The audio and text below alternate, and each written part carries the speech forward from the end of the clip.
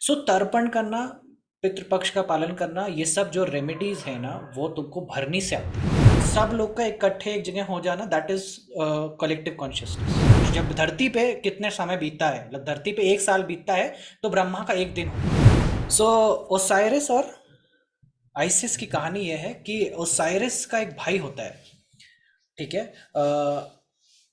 जिनके बीच में डिस्प्यूट होता है, ठीक है। और आइसिस और आइसिस और Osiris, they love each other.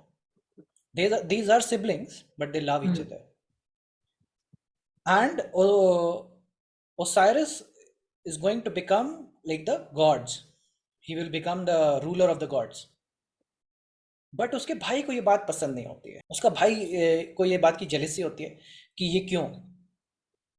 So he ultimately he was declared to become the king. So what he decided is to kill him.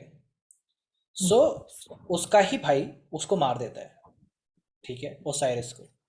And Isis, when she comes to know, she like now go like crazy.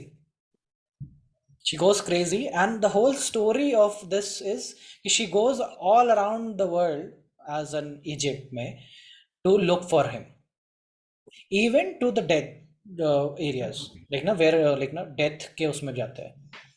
And through the process of this mummification, she was able to bring him back, not to the mortal world, but in the world of the deads. सो मृत्यु लोक में उनको जीवन मिलता है, and Osiris become the king of the there, मतलब उनके terms में जो भी वो उनका हेल है। So he becomes the first one to become the ruler of that region. And the whole mummification process is derive from this Isis thing. उसकी story मतलब पढ़ना, आइसिस एंड ओराइसिस की, the whole story revolves around their love, this theme of brother killing him, and this theme of having ruling, becoming the ruler of the world. And also have a significant theme with dogs over here. Dogs का मतलब he has a dog with 3 heads, ऐसा situation है। सो मैं तुम्हें crux बताया, but whole story पढ़ सकते हो तुम लोग। But that's how Egypt mythology starts. This is a story. और जब मैं इसको पढ़ा तो आई वाज लाइक यार ये तो बिल्कुल एग्जैक्टली सेम है। एग्जैक्टली यही तो यमराज की स्टोरी है। Because he had a dispute with his brother Shani. Hmm. That is why Saturn gets debilitated in the nakshatra of Bharani. अच्छा। शनि और यमराज का, even the in the mahamantra of Shani, you see नीलांजनम, समाभासम, यमाग्रजम, यानी कि यम हाँ। का भाई, छाया मार्तंड यानी छाया का पुत्र, तम नमामि शनिश्चरम, ठीक है। So that concept of brother becoming a foe or enemy is very prominent over here. Brother killing is there, brother being enemitical, and also the theme of this theme comes कि अब भाई को ज्यादा प्रेम मिलता है मेरे से कम, मेरे को कम मिलता है। दिस थीम कम्स इन भरनी बिकॉज व्हाट इज हैपनिंग कि जब यमराज देख रहे हैं कि जो छाया के पुत्र शनि है उनको ज्यादा फेवर हो रहा है, then only the issue starts ना। देन ही रियलाइज कि मेरे को माता का प्रेम नहीं है या something like that.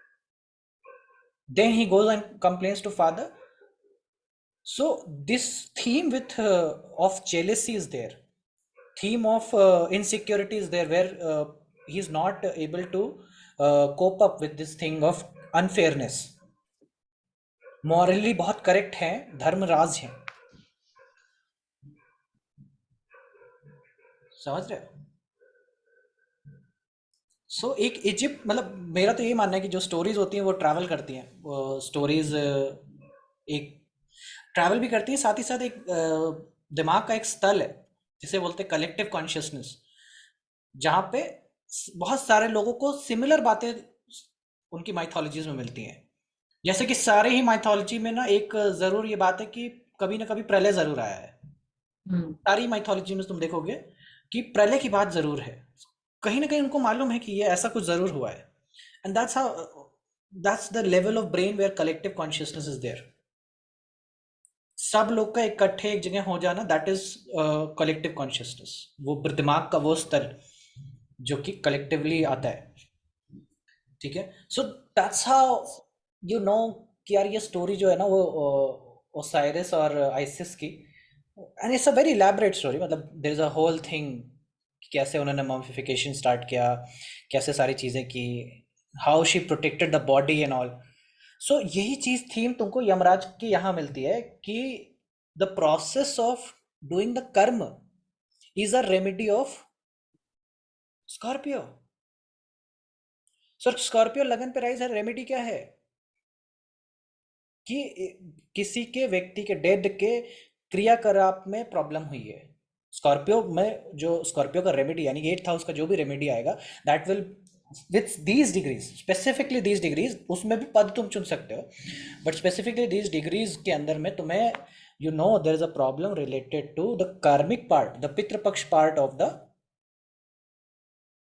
person, and that is why this person is facing the issues.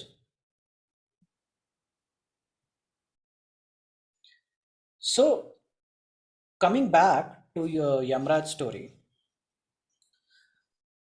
कर्ण की कहानी सुनाते हैं। सो कर्ण का क्या हुआ कि Karna was very charitable, very following the law and all. ठीक है, उनका मृत्यु हो गया। ही वेंट टू यमलोक। यमलोक में उनका काफ़ी अच्छा ट्रीटमेंट चल रहा है, काफ़ी अच्छा ट्रीटमेंट, मतलब कि हाँ बड़ी काफ़ी सेवा सत्कार हो रहे हैं।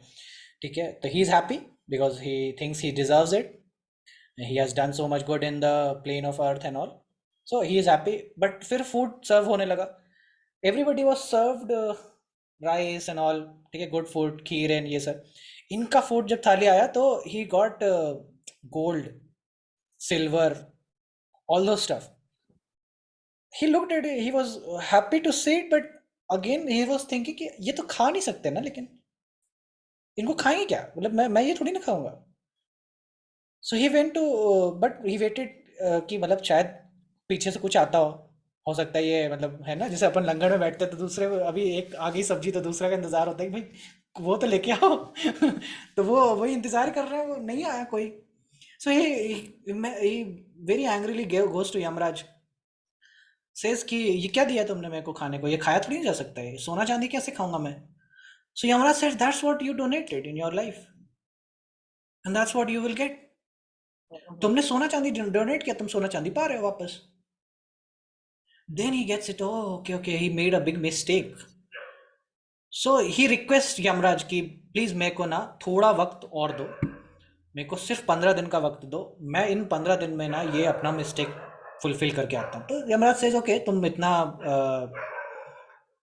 धर्मात्मा है, गुड सोल, ये वो, we can give you 15 days। So that is the 15 days जो पितृपक्ष के रूप में मनाया जाता है। when Karn also come back and pays obligation to Pitris and gives तो क्योंकि वहां पे डिस्प्यूट भी हुआ था, क्योंकि कर्ण सेट कि मेरे को तो मालूम ही नहीं ना मेरे को कौन पितरी है, तो मेरा क्या दोष है। So he Yamraj also said किया, ये बात तो सही कह रहा है, because Dharmraj is also right ना, he how can he send somebody again back to Prithvi लोक।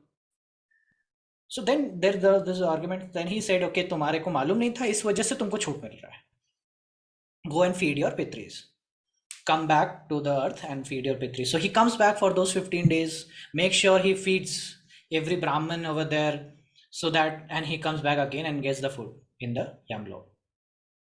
So तर्पण करना, पितृपक्ष का पालन करना, ये सब जो रेमेडीज है ना वो तुमको भरनी से आती है।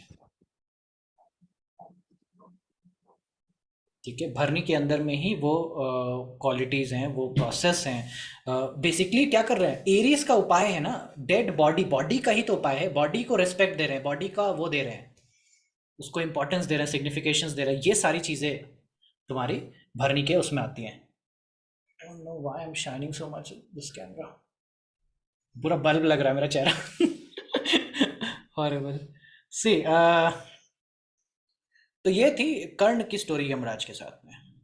मार्कंड की कहानी ऐसी है, it's basically telling you something about Gemini now, मतलब शिव जी की बात आ रही है यहाँ पे। सो वो मार्कंड के पिता जो थे, मार्केंडु, मार्कंडु, मार्कंडु करके थे उनके पिता। सो उनके पिता ने बहुत सारा तप किया, तब करके उन्होंने वरदान मांगा भगवान जी से कि भगवान जी मेरे को संतान की उत्पत्ति हो, ऐसा वरदान दीजिए। तो शिव जी से मांग रहे थे, तो शिव जी ने पूछा कि कैसी संतान चाहिए? ऐसी संतान जो थोड़ी सी लाइक ना नॉर्मल हो, थोड़ा सा बहुत ज़्यादा बुद्धिमान नहीं, नॉर्मल पर्सनालिटी वाला, या फिर एक ऐसा विलक्षण पुत्र जो बहुत ज्ञानी हो, ठीक है, लेकिन लंबी उम्र ना हो, बहुत ज्ञानी, बहुत इंटेलिजेंट, वेरी लाइक ना virtuous, but not very long life. एक है जिसकी लॉन्ग लाइफ होगी, he will be little bit dumb, little bit okay kind of normal person. So Markandu ने बोला कि संतान मेरी हो, मतलब मेरा जितना तप और ये सब हो तो विलक्षण ही हो तो ज़्यादा बेटर है, हम्म, भले उम्र कम हो एटलीस्ट। क्योंकि ज्ञान का बड़ा वो है ना, मतलब ऋषि ब्राह्मणों में ज्ञान को वो है कि भाई नॉलेजेबल होना चाहिए, बुद्धि तो होनी चाहिए भाई, क्योंकि उनको मालूम है कि इस बुद्धि से बहुत कुछ करा जा सकता है। सो तो मार्कंडेय ने अल्टीमेटली चोज 16 ईयर बॉय। सो बोला कि 16 साल की उम्र होगी, और तभी ये प्रोसेस में उनका फिर संतान जन्म लेती है। उस संतान का नाम मार्कंडेय रखा जाता है, ठीक है। मार्कंडेय का जन्म होता है, और लेकिन मार्कंडेय देखते हैं कि उनकी माता जाना उनको हमेशा देखती थी बहुत खुशी नज़र से, and then she used to, her face used to turn pale. He used to like no, पहले तो इग्नोर किया उन्होंने बहुत समय तक, फिर 16-17, मतलब जब वो 12-14 के होने लग गए, देन ही स्टार्टेड लाइक ना कि ऐसा क्यों होता है, हर बार वो देखती हैं और फिर वो धीरे अंदर जाके रोने लग जाती हैं, ऐसा क्यों हो रहा है? तो then he asked her mother कि क्यों ऐसा हो रहा है। उनकी मदर ने बताया कि तुम्हारी उम्र जो है वो अब पूरी होने को आ गई है, तुम 15 साल के हो चुके हो, अब 16 साल तुम्हारा चालू हो गया है, now you will be very soon be dead. बोले कि ये अगर वो है तो फिर मैं क्या करूं? तो मैं एक काम करता हूँ, मैं शिव जी से प्रार्थना करूंगा, शिव जी का वो करूंगा, पूजा करूंगा, और उनसे लंबी उम्र का वो मांगता हूँ। तो इसी भांति शिव जी के पास वो पहुंच गए, ठीक है। शिव जी का उन्होंने मूर्ति बनाया, शिवलिंग बनाया, और शिवलिंग की वो पूजा करने लगे। लंबे ड्यूरेशन तक उन्होंने उनकी साधना करनी शुरू करी, करते करते करते करते 16 साल कंप्लीट हो गए। 16 साल का जब आखिरी दिन था तो उस दिन यमराज की एंट्री हुई। तभी मार्कंडेय बोल रहे हैं कि 2 मिनट प्लीज, प्लीज रुक जाओ 2 मिनट। जैसा होता है ना आदमी जो जिसकी डेथ होने वाली थी, that's a process very like, जैसे वो जेल में भी जाते हैं ना, पुलिस जब पकड़ने आती है बोले 2 मिनट रुक जाओ, रुक जाओ, चप्पल पहन के आता हूँ मैं, 1 मिनट रुक जाओ। तो वो रिक्वेस्ट कर रहे हैं बेसिकली, दैट इज कि 1 मिनट रुक जाइए, मेरे को थोड़ा सा और पूजा करना बाकी रह गया, ये कंप्लीट होते ही मैं चलता। तो यमराज इज लाइक कि टाइम वेस्ट नहीं कर सकते, no time to waste. Markandey अपना लगे रहे, देन ही यूज्ड लाइक ना, वो बोले कि नहीं नहीं, चलो चलो, जल्दी चलो, कोई वो इसमें एक्सक्यूज नहीं है, तुम्हारा टाइम खत्म हो गया है इस धरती पे। So what he try to hold his hand, ठीक है। तो वो हाथ पकड़ रहे, तो हाथ छुड़ा करके वो क्या किए, शिव जी को गले लगा लिए। सो ही सेड कि अभी ये मानेगा नहीं, तो he used his golden noose hunter, निकाला, and he threw that to the boy. वो बॉय को कमर सहित वो शिवलिंग के साथ लिपट गया। The moment it happened, Shiv ji got came from the Shivling. तो वो उन्होंने यमराज को एक लात मारी शिव जी ने, वो यमराज जी गिर गए, वो बोले कि अरे महाराज क्या कर रहे हो? मतलब मुझे क्यों मार रहे हो, मैंने क्या कर दिया? तो बोले तुम्हारी हिम्मत कैसे हुई कि मतलब मेरे ऊपर तुम ये मूस चलाओ? तो वो उनका कहने, मतलब वो कहे कि चलो ठीक है, मतलब अभी गड़बड़ हो गया, process was to catch this boy. बोले कि लेकिन क्यों आ गए तुम अभी? बोले क्यों आ गए, मतलब कि बोले कि 16 साल खत्म हो गए, इसकी आयु आप ही ने निर्धारित करी थी 16 साल की। सो शिव जी समझे ये बात को कि यार ये मैटर तो मैंने ही डिसाइड किया है, तो ही सेड कि एक बात बताओ कि एक दिन कितना होता है, एक मतलब ब्रह्मा का एक दिन कितने साल के बराबर होता है? तो यमराज जी बोल रहे कि ब्रह्मा का एक दिन इतने साल, मतलब कुछ साल का संख्या ले, इतने साल के बता दे। तो बोले कि अच्छा, फिर ब्रह्मा, तो विष्णु के कितने दिन के बराबर होता है एक ब्रह्मा का दिन? तो बोले कि ब्रह्मा के 10,000 दिन जो होते हैं वो विष्णु के एक दिन के बराबर है। तो बोले कि मेरा एक दिन कितने के बराबर होता है? तो बोले कि विष्णु के कितने हजार दिन आपके एक दिन के बराबर होते हैं। तो बोले कि उस साल के हिसाब से अभी 16 साल हो गए क्या? तो बोला नहीं। तो बोले कि फिर अब जाओ, वो इतने साल वो जीने का बात हुआ है। तो यमराज जी भी समझ गया कि ये शिव जी ने अपना वो कैलकुलेशन लगाया। So basically he is telling about time, कि मतलब किसके रिस्पेक्ट में कितना दूरी है। ठीक है। एक वो भी है कि ब्रह्मा जी के कितने, मतलब जब धरती पे कितने समय बीतता है, मतलब धरती पे एक साल बीतता है तो ब्रह्मा का एक दिन होता है वो। ठीक है। वो ब्रह्मा का एक दिन है, तो ब्रह्मा का के हजार दिन विष्णु के एक दिन के बराबर होते हैं, और विष्णु के ऐसे हजार दिन शिव जी के एक दिन के बराबर होते हैं। तो समय की गति तीनों के रेफरेंस में बहुत डिफरेंट चल रही है। So that's why if he is saying 16 years, according to him, it's about 16 years from his reference. So उस हिसाब से वो कैलकुलेट करके आने को बोले यमराज को, कि इस हिसाब से तुम कैलकुलेट करके आओ। And then the boy was saved by Shiv ji only, with his grace only.